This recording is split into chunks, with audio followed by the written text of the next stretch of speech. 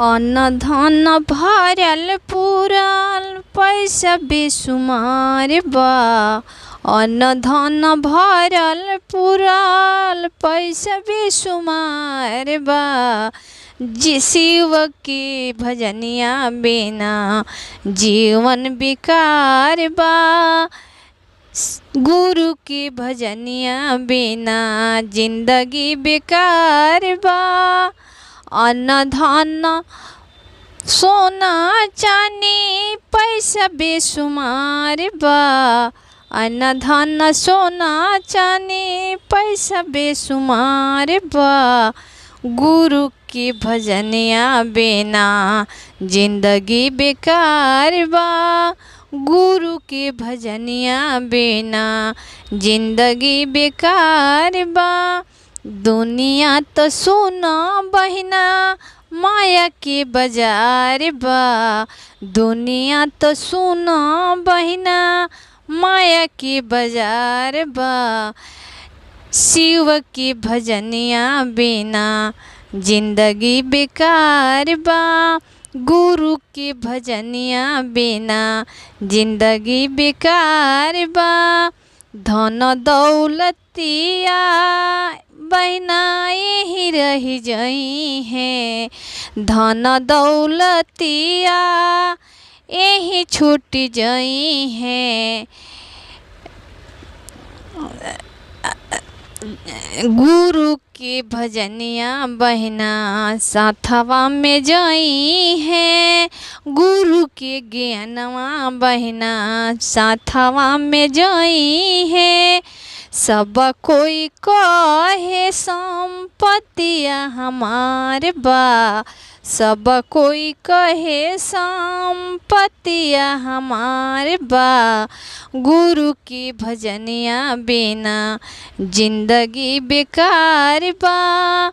गुरु की भजनिया बिना जिंदगी बेकार बा।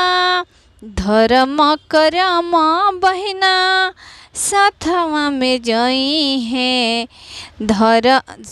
पूरा संपत्तिया बहिना यही रही जई है। धर्म करम बहिना साथवा में जई है। कैलन गुरु के भजन यही साथवा में जई है। धर्म करम बहिना साथवा में जई है। सब कोई कहे संपत्तिया हमार बा। धर्म करम बहिना साथवा में जई है। सारा संपत्तिया बहिना यही रही जई है। सोना चांदी पेन्हला पूरा बेकार बा। सोना चांदी पेन्हला पूरा बेकार बा। गुरु की भजनिया बिना जिंदगी बेकार बा। गुरु की भजनिया बिना जिंदगी बेकार बा। पाई पाई जोरी जोरी महल बनवाला। पाई पाई जोरी जोरी महल बनवाला। दान पुण्य कइलना न तो नरक में जाइबा।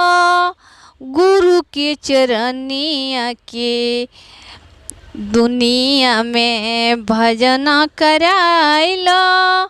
दान पुण्य कइलना तो नरक में जाइबा।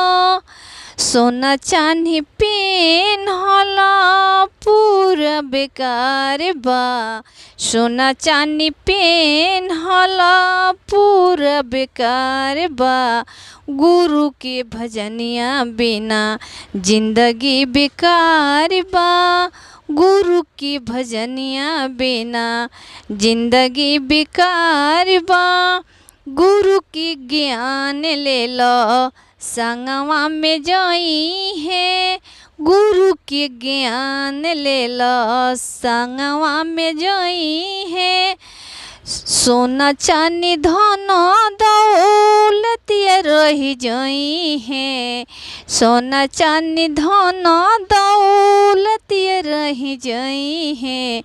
गुरु के ज्ञान ले लो संगवा में जई है।